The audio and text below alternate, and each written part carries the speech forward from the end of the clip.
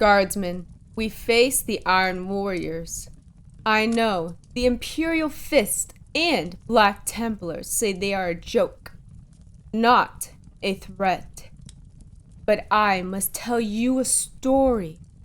10,000 years ago, much that was learned was lost.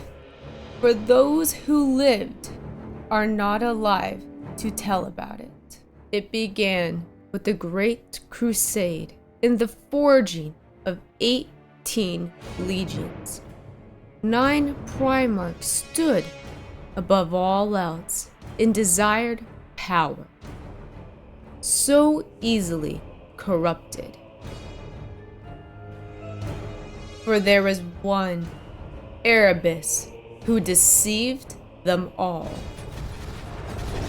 The Emperor unleashed his legions to stop the rebellion by War Master Horus.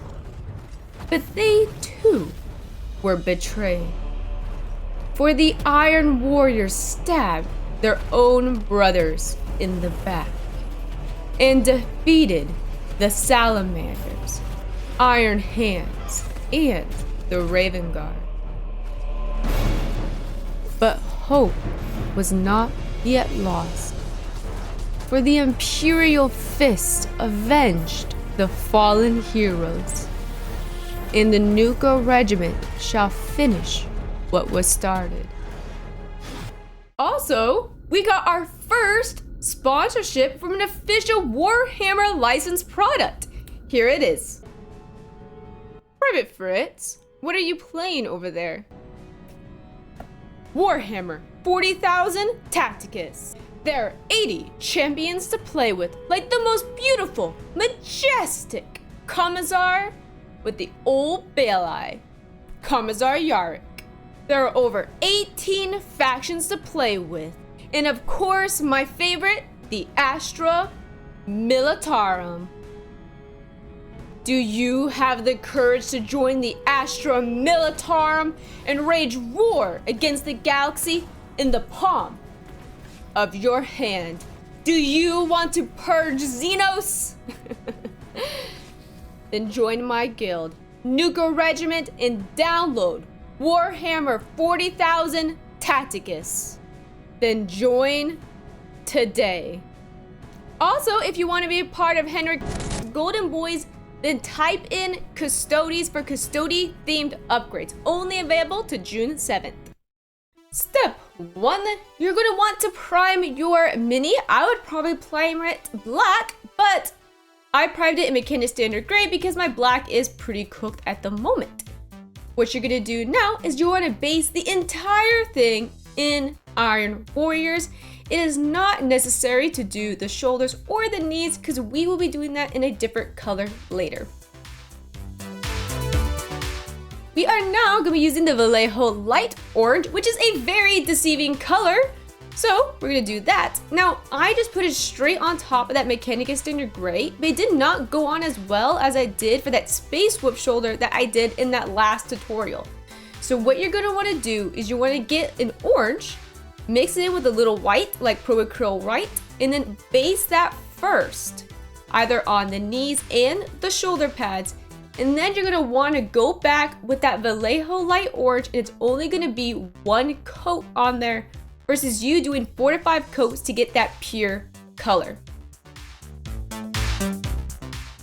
We are now going to be going to AK Interactive Sahara Yellow, which is kind of like this nice darker yellow that I quite like.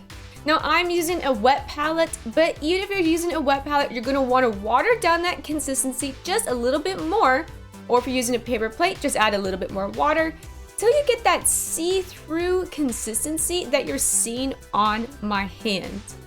And that's just going to act like a glaze. And I just went over the entire shoulders and the knees in that color.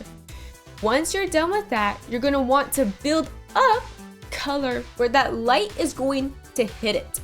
And all you're gonna do is you can just use that same kind of watery mix, or you can just add a little bit more of that Sahara yellow that's not as watered down and build up that color towards that top part of the shoulder, leaving this part just slightly darker. You can do that on the knees as well. I made it slightly lighter in this area, and I kind of just left those sides and the bottom still remaining in that darker color. We are going to be painting an awesome black shoulder pad, and to do this, we are going to base the entire thing in Vallejo German gray. Once you base that entire thing, you're going to go get Mechanicus standard gray, which is a medium gray. You want to water this down just slightly until it becomes almost like a contrast paint consistency. You're then going to get your handy makeup sponge, and you're just going to tap it. You really only want to get the tip of your makeup sponge. You are then going to tap it on that upper area where that sun would hit it, and you're just going to give it a couple taps, building up that highlight with that Mechanicus standard gray. Now you can see there's like this little hole right here with slightly darker, and that's usually because this already is a little bit damp, which we don't want.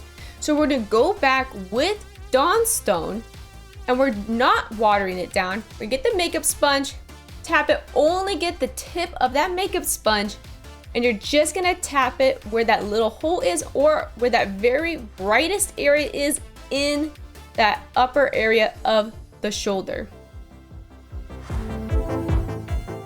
For the bronze areas, you're gonna use Balthazar Gold, or I like to call it Balthazar Bronze, and you're gonna wanna hit that trim along the shoulders. Make sure that you get underneath it as well, because it just really completes that area.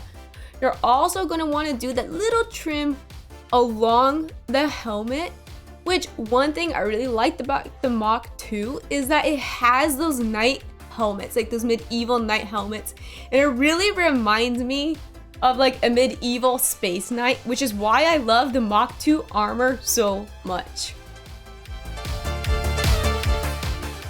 Now we are going to be using the power of washes. We're going to start off with Seraphim Sepia. And anywhere that you want to be yellow, like for me, it's the shoulder pad and the knees. You want to base that entire thing in Seraphim Sepia, and that's just going to help blend everything together. Seraphim Sepia also has like this orangish red tone in it, which really makes that yellow pop. Once you're done with that, you're going to get Agrax Earthshade. And now you want to just base that or wash that all over the mini, including that black shoulder pad, which is just going to help further blend it and make those highlights look more natural. But we could use this Agrax Earthshade to make that yellow a little bit grimy. And what you're going to do is, like you can see on the knee, I'm just tapping it with a small brush along some of those bottom edges, and on the side of the knee, I'm just gonna tap it right there, and this is gonna kind of help make these natural little grimy looks, but you do not want to cover it all in the Agrax Earthshade. Just be a little bit sparing in some of the corners. I did it on the shoulder as well, just tapping it along some of that bottom third area on that shoulder pad, and mostly focusing along those creases in the bottom edges.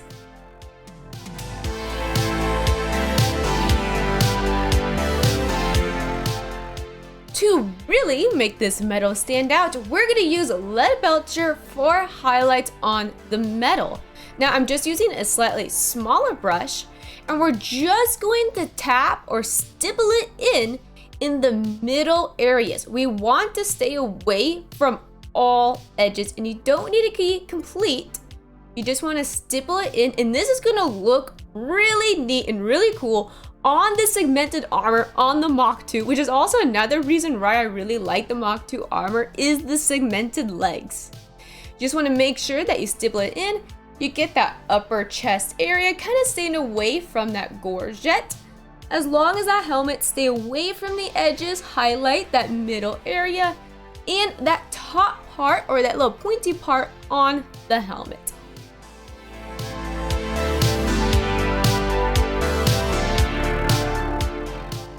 We are now going to get Stormhost Silver, and we're just going to do some light highlights along a few edges and scratches. We want to hit that top area on the gorget just using the side of your brush.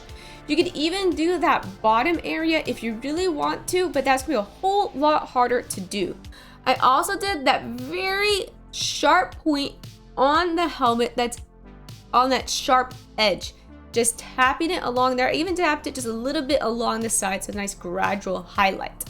Now, I really like metal scratches and chips on black, so I went ahead and did it on that bolter, tapping it unevenly along some of the edges, and just a few light scratches was where you barely touch it, and when your brush does hit it, it's like a very light scratch.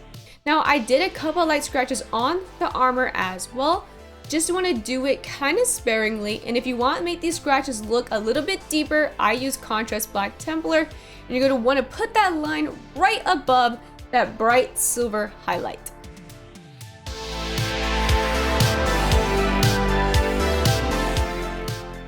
This is how I make my stripes without using tape or a pencil. We are going to use Nuln Oil. Now, Nuln Oil is going to be much more forgiving than starting off with a paint because it's almost like it is a wash. So it's very transparent and it's going very light. I'm going to start off making my first line with that Nuln Oil. It should be just barely visible, and you can even water down your Nuln Oil with a little bit of water to make it even more translucent in case you make a mistake. And here, this is what we're going to do to make our initial lines on there.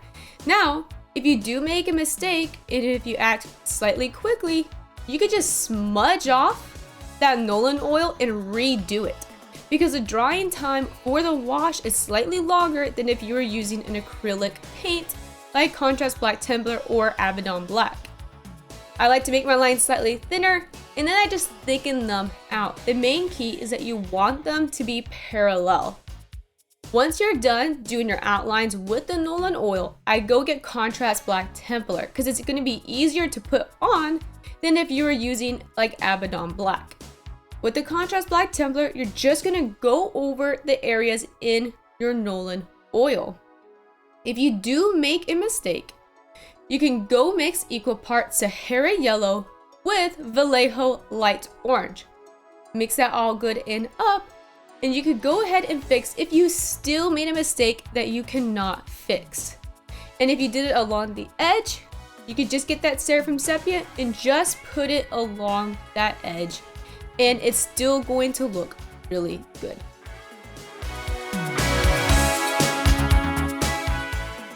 For highlights on the bronze areas, we are going to be using Sycorax Bronze. You're going to want to use that along the edges of the trim on the shoulders. I just use the side of my brush and I just tap it along all of the edges. If you really want to go extra, you could try to hit a little bit of highlight along the edge that goes to the actual shoulder, but I did not do that because it looks very difficult to do. On the helmet itself, where we got that little bronze trim, I just focus along the edges, tapping it along all of those edges on that trim area on the helmet. I did this on both sides and on the top where that sun is going to come down and hit it. For the eyes, we are going to start off with Troll Slayer Orange. You're going to want to paint the entire eye. You can stay away from some of those edges if you want to make it a little bit darker. And then you're just going to want to tap along that bottom area by the eye with that Troll Slayer Orange. You want to make sure that you're kind of keeping close to that rim. Next, you are going to get a pure white, and you're going to do your absolute best to hit that inner area. You're going to get Fire Orange, which is just the ink or AK ink, and you're just going to make it a little bit darker where it's closer towards the eye. Now, either using the primary yellow ink or you just use Contrast Imperial Fist, you're just going to want to paint that middle area of that white where the eye is. The ink went on a little bit too heavy, so if yours did, just get a brush and just smooth it out and soak up some of that ink. You're going to go back to the Fire Orange ink and you're going to fill in the entire eye. You're then going to get a dry brush and soak up all that excess paint in the eyes, and it's gonna leave a nice little blended area in there for you. If you really want to make it stand out, you can go ahead and get your yellow ink or contrast Imperial Fist, mix it with a little bit of white, make sure there isn't too much on your brush, and just tap in a little bit in the inner part of the eye.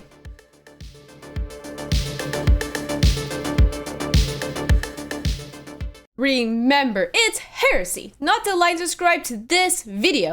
And if you want even more content, check out my gaming channel at Nuka, Kitten Gaming. Also, the Nuka Regiment Discord has been fully boosted all the way thanks to these guardsmen right here. Everyone take a moment to commemorate them.